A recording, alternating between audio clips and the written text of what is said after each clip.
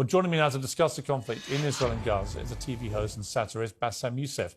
Bassem, it's great to have you back on the programme. I wish it was under different circumstances. First of all, what is your reaction to what happened on October the 7th? Oh, it was terrible, of course. I mean, we kind of get our news kind of also secondhand because, you know, my wife's family, they live in Gaza. They have cousins and uncles there, and their house also was bombed. We haven't been able to communicate with them for the past 3 days. Communication are lost. So we don't know actually what is the, how are they doing, but, you know, we're used to that. I mean, it's just like, it's very repetitive. We're used to that. We're used to them being bombed every time and moving from one place to the other. You know, it's just like those Palestinians, they're very dramatic. Israel killing us. But they never die. I mean, they always come back. You know, they're very difficult to kill, very difficult people to kill. I know because I'm married to one. I tried many times, couldn't kill her. I mean, there's a dark humour there, and I understand why. Because oh, it's not dark humour. I try to get to her every time, but she uses our kids as human shields. I can never take her out. Again, I understand the humour, but to be serious, Bassem, about this, tonight there is... I will be serious. Now, I will be serious. I was watching your interview with Ben Shapiro, and I'll tell you one thing. Yeah. I think that Ben Shapiro is one of the smartest people who ever walked this earth. He's very, very smart. I follow him, and I believe everything he said. And when he came on your show, his solution was, and I quote, his solution was that the solution for this is for Israel to annex Gaza and to kill as many son of bitches as possible to make sure that this will never happen again. And anyone who called for a ceasefire will be a terrorist sympathizer. So God forbid, I don't want to be labeled as a terrorist sympathizer. So I agree with Ben Shapiro. I think we should kill as many son of bitches as possible. Well, let me, so okay, far, but Bassem, let me... so far, 3,500 people were killed, including 5,000 son of bitches in the bombing of the Baptist hospital as we speak right now. 1/3 of those 3,500 were children. So my question to Ben Shapiro is, how many more son of bitches do we need to kill so Ben Shapiro is happy? Okay, because it changes Bassem, from one year. It changes from one. I'm sorry that. Listen, I'm really at a disadvantage here. I'm looking at a camera. I don't see you. I can hear you on my ear. The reason I'm interrupting so is I think you might be. I think you're conflating different interviews with Ben Shapiro. He didn't use the phrase "sons of bitches" with me. Let me play to you what he actually said on my show. He did. Go back to your interview. No, he didn't. That was another interview. But let me play what he said to me here. Well, frankly, I don't believe in proportionate response to terrorism. I believe that the way that you stop terrorism is with wildly disproportionate response. That doesn't mean in terms of targeting civilians. It means in terms of killing as many terrorists as humanly possible and allowing them to dictate the terms of engagement by hiding behind civilians in areas that they are supposedly responsible for means that the only option for Israel is to surrender to Hamas's hatred of its own citizens, its willingness to use its own children as human shields. No country worth its salt could ever do that. Now, that is substantively different to what you said he said, right? He's talking there but specifically about Hamas terrorists. I agree with him. The thing is, the question is, what is a proportionate response? Because it has been different from one tier to another. So if you look to this graph, for example, this is the death of Israeli and Palestinians, and it's changing from one year to year. It's like fluctuating like crypto. So my question is today, what is the going rate today for human lives? I mean, 2014 was a great year for Ben Shapiro. 88 Israelis were died, and there was 2,329 Palestinians killed on the other side. That is one Israeli for 27 Palestinians. That is a very good exchange rate. What I'm saying is, what is the exchange rate for today? So you guys will be happy. That's my question. Well, it's not me. It's not me, guys. I'm not on either side. No, not you. Like when I say you guys, I say like people on the other side of that.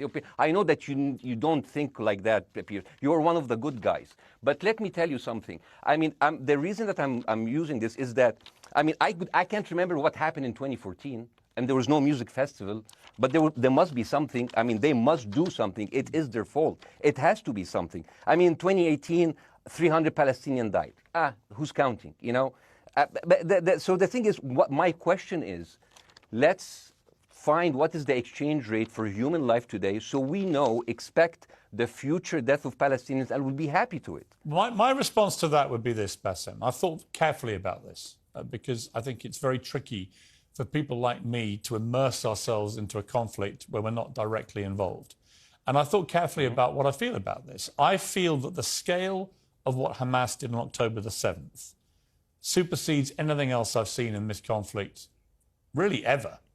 The savagery, the butchery, the slaughter of 1,300 people, the shooting of babies, the 100%. Kidnapping of grandmothers and so on. So if we can agree on that, which I think is inarguable, then the question then becomes, again, about proportion. I don't disagree that there's been a lot of bad stuff on both sides going back historically for decades. But if we agree that this was on a different level altogether, quite deliberately by Hamas, designed to provoke... No, here's my question. Let me ask you a question. And the question, because you raised it earlier about proportion. I honestly don't know what the proportionate response is. I honestly don't. I don't. I've been watching the airstrikes this week thinking... So what's your question? Well, I would ask you, if you were Israel, what would you... If I was Israel? If you were Israel and that had happened to you, what would you think would be the appropriate way for the country to respond?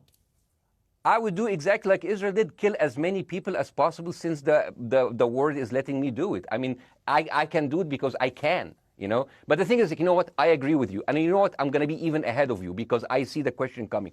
Do you condemn Hamas for the atrocity? Yes, I condemn Hamas.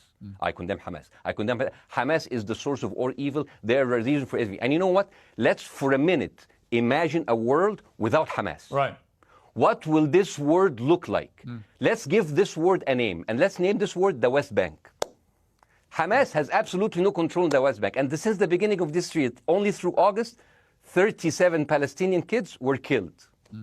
No music festival, no paragliding, no Hamas. Since the occupation of the West Bank, 7,000 Palestinians were killed. No music festival, no paragliding, no Hamas. I can go on and on and on and on. No, but you don't need to, because in a way you're preaching to the choir. I've followed this crisis. Oh no, you're not preaching. So the thing is, like, in the sense that I know that what you're saying has validity. Of course, Piers. By the way, Piers. I am at a disadvantage here. I can hear you. I cannot see you. I am in a claustrophobic room, and so please cut me some slack and don't interrupt me and interrupt my points. Sure. So, because this has to be fair. Understand. Because if you want to only hear your opinion, I can just condemn Hamas and go home. I can do that. So, do you want to do that, or do you have a much more nuanced conversation? No, I absolutely want to have a nuanced conversation. I wasn't aware I was interrupting you. I thought I was letting you speak. Amazing. So let's. I mean, I would say I really applaud Israel for doing one thing that no military force in the world does. Because I heard Ben Shapiro and I heard Ron DeSantis, and they said Israel is the only military force in the world that warns civilians before bombing them. I mean, how fucking cute. That is so nice of them. Because with this logic, if Russian troops started warning Ukrainians before bombing their houses, we're cool with Putin, right? I mean, okay, Habibi, you have warned them, go invade. It's fine. You have done your job. I mean, the thing is, and I understand, and I also heard Ben Shapiro talking about Human Shield. So you remember my wife's family, they live in Gaza. So I asked them, I told them, when Israel gives you the nice warning, the cute warning, does Hamas force you to stay in your home so you can be bombed and use as Human Shield? You know what, Hassan here, my wife's cousin, he's a loser, you know. He told me, you know, when I asked him, does that happen? He told me, no. The lying son of a bitch lied to me. I told him, you don't understand. Ben Shapiro and Ron DeSantis keep saying that Israel warned you and Hamas asked you to stay put. So I told you, he's a loser. He never kept a job. He even failed in all of the interviews to become like a human shield. I would believe Ben Shapiro. Let me ask you this, Bassem. So let's go with that. No. Let me ask you At some point, I must be able to ask you questions. It's not a monologue for you, Bassem. If we agree that for the 14,000 casualties, I mean, who's counting, our human shield, does that mean that every single one of those civilians was standing, obscuring a military target behind them? Because that's a lot of weapons. I mean, Hamas is packing. No, of course it doesn't. And look, it doesn't. So there's some collateral damage. Lots of collateral damage. Yes. It's fine, yeah. You kill some to save some and then kill some more. Yeah, I agree. Yeah. Well, let me ask you this. Again, it comes back to proportionate response. When the world decided it had to get rid of ISIS because of the appalling butchery they were carrying out, it did so by also killing very sadly, a lot of civilians along the way by doing airstrikes against places which But killing civilians are inevitable. You said that in the beginning. My point is, it's inevitable. Yeah, but once Israel has decided that they want to get rid of Hamas, and Hamas is embedded with civilian population, I'm very concerned about what's going to happen next. I've written a column tonight saying, I remember the Iraq War, which I opposed, right? I remember all this. So my question to you is, what would you think would be an appropriate response by Israel to what happened? Well, these are years of disproportionate responses of Israel. Right. Did it solve the solution? Did it solve the problem? Did it work before, so it will work? What will be the surprise this time? What will be the twist that will make this work this time? What will be different this time? Seriously, I mean, like, this is only the last 15 years. I mean, because it's too many papers. I just got this. But how will this be different? And the thing is, I am so glad in the introduction that you mentioned the Iraq War. I applaud you, Piers, for saying that, because you were honest about it. You said that spreading lies like WMDs make people look at those people as less of humans, and they would accept the death of 1 million Iraqi, whether by sanctions or by invasion, right? You are a good man. This is amazing. And you know what is similar? Is when you spread the lies of 40 decapitated babies, although it was refuted. So what happens when people hear that, killing babies is horrible. But when you say decapitated 40 babies, you are planting a certain image with a certain trigger in people's mind. Who has said that? Who has said 40? Who has said that? You have said 40 decapitated. Who has said that? You have repeated. No, I haven't. What? I've never said that. You haven't said on your show 40 decapitated babies? Never. Ben Shapiro didn't say it? No. Ron DeSantis didn't say Nobody it? has said it. Okay, Piers, nobody said it? No. Oh, okay, maybe I am wrong. Decapitated. Here's you're the wrong. thing. I've never said that. The thing, what happened, no, you're wrong. But the thing is, when Iraq, the thing is, the same thing is happening in Iraq. Ben Shapiro once tweeted, not even about Gaza, about the West Bank, when Israel continued to build the illegal settlement. He said, 2017, Israel likes to build things, and Arabs, not Palestine, not Hamas, Arabs like to bomb crap and live in open sewage. Yeah, I thought that was very the Israeli defense minister, he said, those are human animals.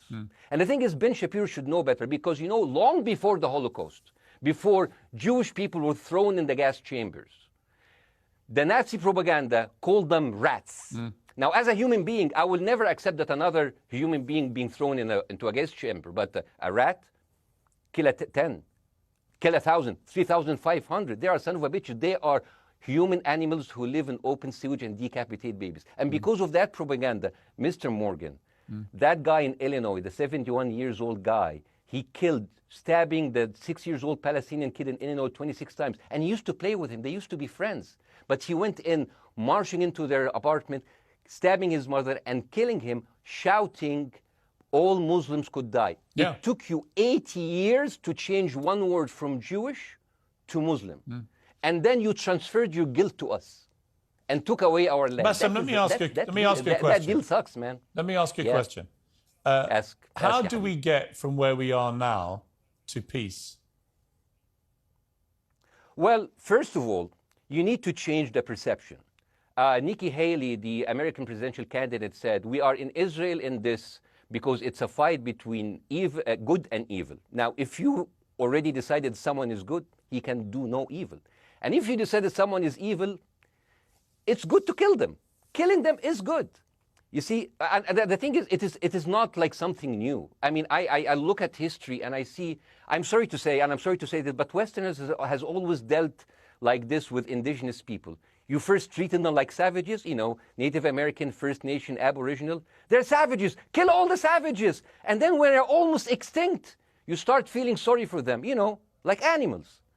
So maybe the solution is that we kill as many Palestinians as possible so the few of them that remains do not bother you. And maybe Netanyahu, when he lives for another 100 years, he'll become a tree hugger. Let me just challenge you on this. And he will campaign for preserving the three Palestinian You keep talking about Westerners like me. Okay, so let me return the favor, okay?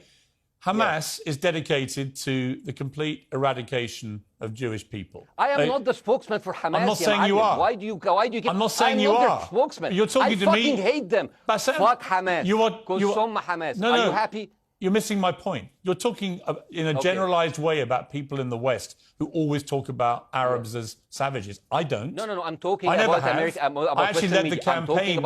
I led the media campaign in this country against the Iraq War. Okay, so I don't see.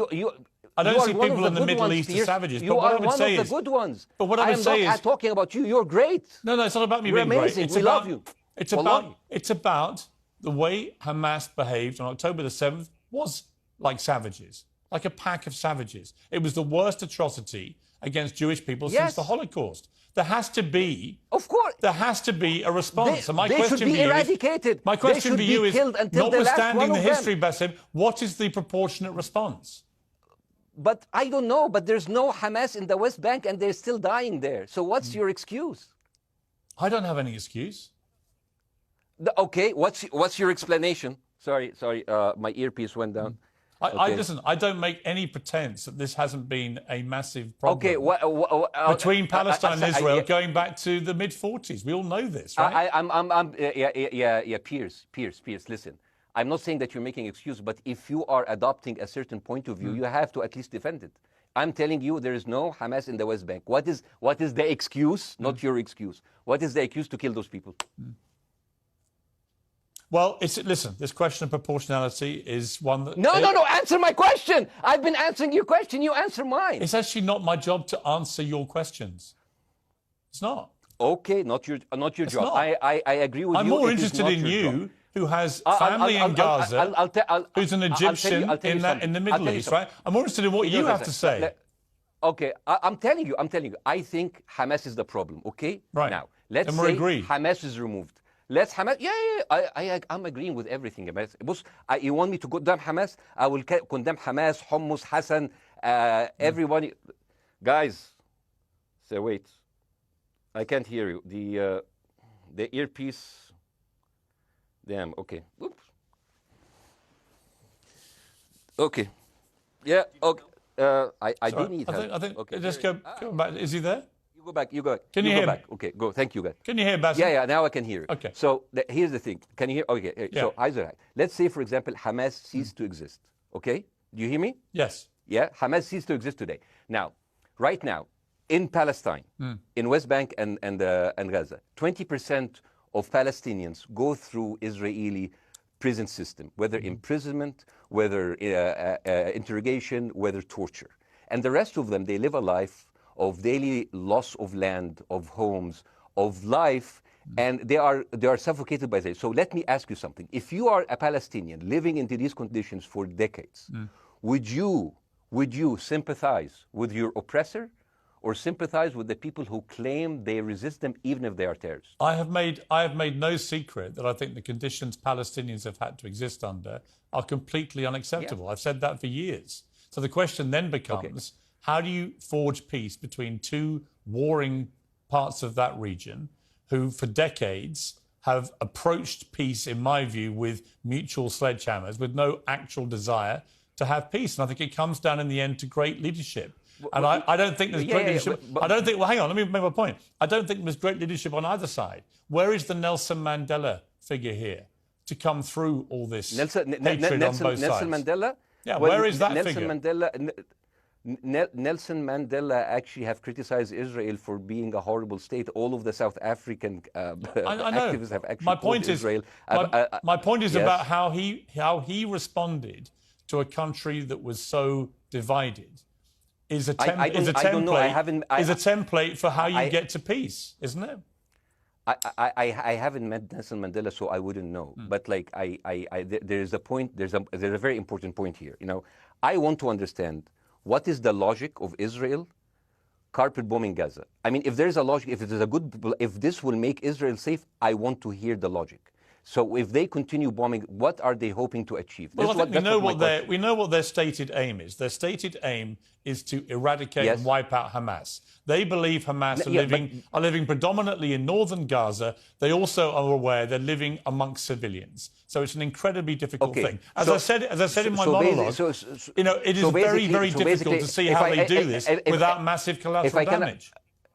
So if I can understand this correctly, basically Israel is doing this to pressure the Palestinian community in Gaza to turn against Hamas. Is that right? I'm sure that's part of it, yes. That's part of it. So this is exactly what terrorist organizations do, because terrorist organizations will have no chance beating a whole nation in battle. So they terrorize and they kill the civilians in order to spread fear and terror so they can turn against their government to change their policy or to resign. You have just compared Israel with ISIS. No, I haven't. I don't see any comparison between It's going to be the headlines tomorrow. Piers Morgan, Israel is ISIS. Only amongst people who weren't listening. The comparison, which is more apposite, is ISIS and Hamas. They are both nihilistic terror groups intent on killing as many Jewish people and others as they can possibly kill. And you can't get peace with people like that. Absolutely. You know what? I'm going to do something that nobody done on your television. You know what I'm going to do on your episode? I'm going to pretend that I'm an Israeli citizen. I'm going to put myself in the place of an Israeli settler in the kibbutz. And I want to speak to my Prime Minister, Benjamin Netanyahu. Mr. Benjamin Netanyahu, I have voted for you because you have promised us peace and prosperity and security. On the 7th of October, those son of bitches Hamas, they went into the fence that is regularly heavily guarded. Usually if there's like a dove that comes close to it, it will be shot. Those people went in and they went for 6 hours before IDF forces was deployed, killing our friends, our families, kidnapping our grandmothers and babies, and went in.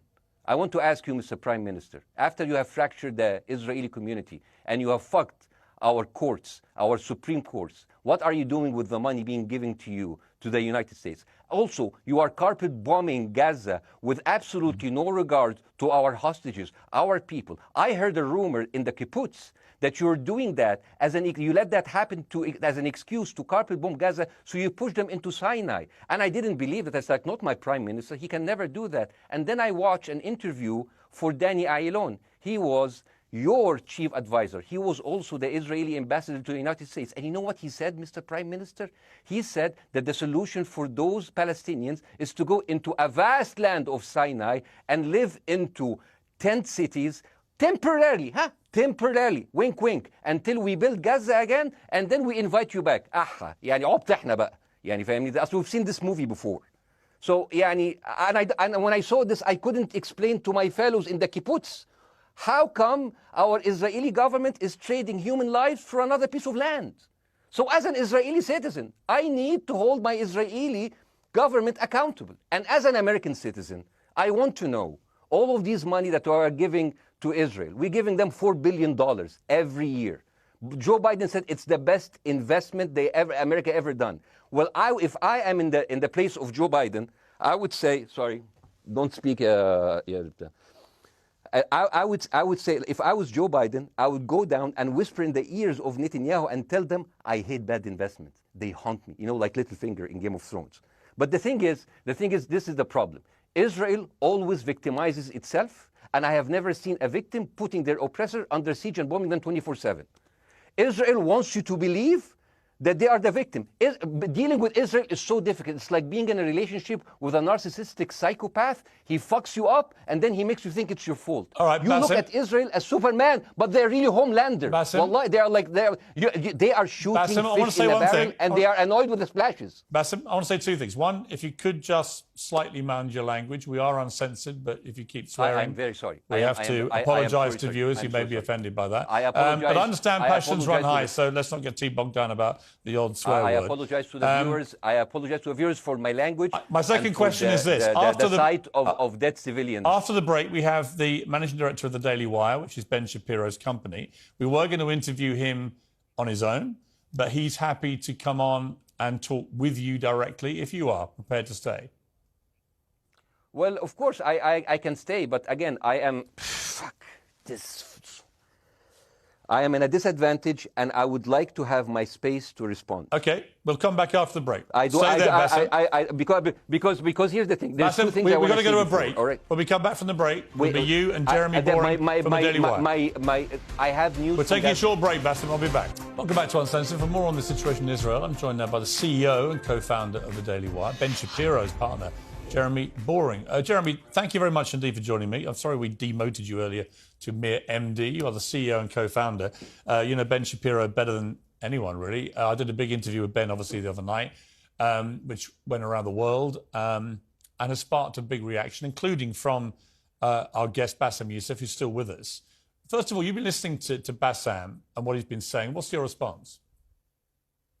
Well, first of all, I make it a point not to speak for Ben Shapiro. He's got a 20 IQ points on me and speaks for a living professionally, so he's much better prepared to defend himself. But as his business partner, as his best friend, I do feel like I have to respond to the things that Bassem was just saying.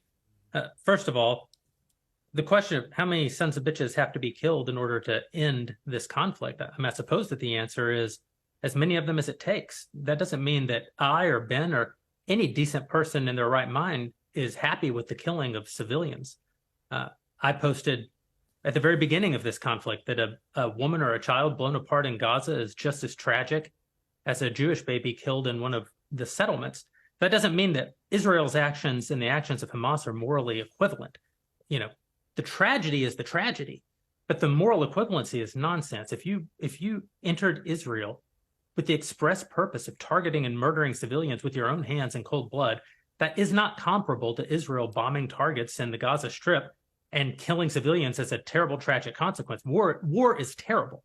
War is an awful thing. That's why decent people don't lightly engage in war, and why Hamas should not have incited this war. You know, we can talk about the history of the Israeli conflict. I'm not a professional political commentator. I'm a CEO. I'm a screenwriter, and I'm certainly not Ben Shapiro. I'm not here to discuss the history of the Israeli-Palestinian conflict, but we all saw what happened on October 7th. And the idea that Israel was not going to react severely to that, or that Israel should not react severely to that, is ludicrous. And the idea that Ben Shapiro should be a moderating voice, that Ben Shapiro should be, saying, no, Israel should not respond in this situation, that's nonsense. Let me ask you, though, Jeremy, the question which I think is the big question. What is a proportionate response to that outrage on October the 7th, which is the worst attack on Jewish people since the Holocaust? What is proportionate? If it's true, as reports are suggesting tonight, that there may have been a hospital hit by an Israeli strike and up to 500 people or more have died, that would seem to me, if that is verified, and it's not verified yet, you know, we don't know exactly what has happened other than there's been a hit on this hospital. But if that is verified to have been an Israeli strike, that will strike many people as disproportionate.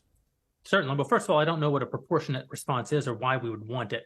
I suppose a proportionate response would be for 3,000 Israelis to go through the fence, gun down innocent Palestinian women and children, burn their bodies, burn them alive, take hostages, rape their women. No one wants a proportionate response. No moral person could possibly call for a proportionate response. The purpose of war is to defeat your enemy. The West has, in my lifetime, forgotten the purpose of war because the true cost of war is so terrible. The last time the West engaged in war and won it was World War II, and they did it through incredible brutality. They did it by bringing their enemies to heel. That is not a thing to That's not a thing to rah-rah about. That's not a thing to look forward to. As I said, all decent people should avoid war. But I think the sort of lie of the post-World War II, the post-war consensus lie, is that somehow war in which you kill a bunch of people and don't secure victory is morally superior to war where you do secure victory. I would say that the only way to morally justify a war is to win it. Otherwise, the very argument that brought you into the war, this enemy must be defeated, ends up being proven a lie. I mean, Afghanistan, I think America had every right to go into Afghanistan. The Taliban was harboring Osama bin Laden and al-Qaeda. Al-Qaeda flew planes into buildings in the United States, killed thousands of our citizens, brought the nation into untold agony, pain, and horror. America had every right morally to go in and destroy the Taliban and destroy al-Qaeda. Yeah, but I would argue, the Taliban now rules in Afghanistan. The war was not won. But that's my point, actually. I've done a column about this tonight for The Sun here in the UK, which is I was editor of a newspaper when the Iraq war happened. I opposed it very aggressively as the editor of the paper. And sadly, we were borne out by events. It was a complete disaster, the Iraq War, in my view. It was illegally contested, I think. And the consequences were appalling in terms of loss of life, 1 million people, in terms of ISIS being allowed to breed and create their merry hell around the world, in terms of complete dismantlement of Iraq itself as a functioning country. And I think Afghanistan, again, 20 years of attacking an enemy, which is now running the country again, seemed to me, again, to be kind of pointless. And I do wonder whether Israel, in its blind fury, which I completely understand, has thought through the consequences of actually launching a full air, ground and sea offensive into Gaza as to actually what happens at the end of that. Well, I suppose Israel wasn't really given the opportunity to fully contemplate what the consequences of that action might be, because Israel didn't instigate this war. This war was instigated by a horrible terrorist attack on Israel, and a state is put in a position where it has to respond. Now, one might argue that the very fact that Israel has yet to actually launch their ground invasion means that they are actually making a calculation about what the cost will be, what victory looks like. Any rational person, any decent person can engage in a conversation about what is the appropriate response for Israel. Of course they can. But this sort of moral equivalency thing, I don't think is a sign of decency to engage in a conversation about moral equivalency. Let me bring Baassem back in. You've been listening to this, Baassem. What's your response to what Jeremy's been saying? I'm sorry, I didn't catch the gentleman's name. It's Jeremy Boring. He's the chief executive of the Daily Wire and co-founder with Ben Shapiro of the Daily Wire. Hi, Jeremy. Please say hello to Ben Shapiro, and please tell him that I do think he is the smartest person to ever walk the earth. Thank you so much. So, as response to Jeremy, I agree with everything you said. I mean, what is disproportionate? I mean, he just used the examples from Second World War and America, showing that civilian casualty is, I mean, I heard his voice. He was very sad, and as he was telling us, it is so inevitable to kill so many civilians because it's something that we cannot avoid. I hear the sadness in his voice, and I know that it's a very difficult decision to kill all of these civilians because that's for a higher cause. And I understand, but my question, I have two questions. The question is, how can you justify the killing in the West Bank where Hamas does not exist? And if the disproportionate response during over all of these years have actually worked, what will be new this time that did not happen before? I just want to. That was my question. Okay, that was my question. I'm going to. Okay. So now, if I ask the question, can I say something on my side? Well, a little bit personal. Baassem, with respect, a little bit personal. Baassem, with respect, I gave you half the show to have your side. Jeremy's had a lot less time. I'm going to have to. You want me to leave? Baassem, I'm going to have to let you go because we've been on air with you for 40 minutes. Okay. Bye bye. But listen, bye-bye. I would like to talk to you again, and thank you for joining the program. I appreciate it. Oh, by the way, my wife's family is all right, and they sent us a house. It's bombed. It's beautiful. It's going to be a good like Halloween theme. So well, I'm very sorry for what your family are going through in Gaza, and I mean that very sincerely. By the way, I don't know. I don't know I don't know him. By the way, I haven't actually met them. They didn't even come to my wedding. They couldn't because they are stuck in Gaza. Okay. And she never saw them because, Gaza is not a destination. Baassem, as I say, we hear their voices and it's, they die. It's fine. It's fine. Baassem, I wish your family all the very best. Thank you for joining me. I appreciate it. I don't. Thank you.